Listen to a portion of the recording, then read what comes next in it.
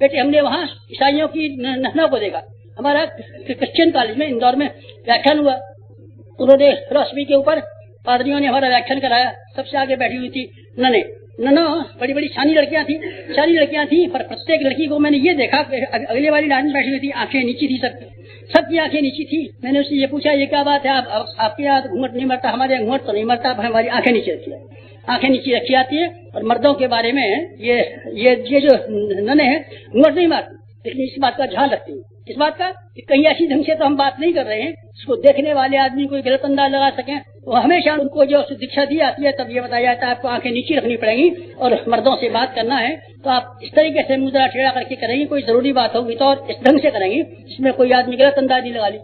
बच्चियों आपसे भी मैं कहता हूँ और लड़कों आपसे भी कहता हूँ, क्योंकि आपको सार्वजनिक क्षेत्र में भेजता हूँ तो खासतौर से मैं आपको धार्मिक क्षेत्र में भेजता हूँ, वानप्रस्थ बना करके भेजता हूँ। आप इन बातों में बेहद बेहद बेहद सावधान रहिए। आपको स्त्रियों के बारे में किसी ने कलंक लगा दिया तो बेटे हमारा मरना हो जाए, और आपके बारे में किसी ने पैसे के बारे में कलंक लगा दिया तो हमारा मरना हो जाएगा। फिर हम ये मिशन बंद कर देंगे, फिर हम अपना खोमचा लगा लेंगे और हम रिक्शा चला लेंगे और हम ये मिशन बंद करेंगे। आप हमारी इज्जत खराब करेंगे, इज्जत मत खराब कीजिए। हमने ऋषि का बाना पहना है, साधु का बाना पहना है और हमने ब्राह्मण का बाना पहना है और हमने ये घोषणा की है कि हम धर्म तंत्र से लोक शिक्षण करेंगे, धर्म की वो शालीनता, धर्म का वो गौरव की हम रक्षा करेंगे। इसलिए आवश्यक है कि आपको ये मोटी मोटी मर्यादाएं, पैसे के संबंध में मर्यादाएं, स्त्रियों के बारे में मर्यादाएं, आपको वहाँ जहाँ कहीं भी जाना पड़े इन मर्यादा को ध्यान रखना।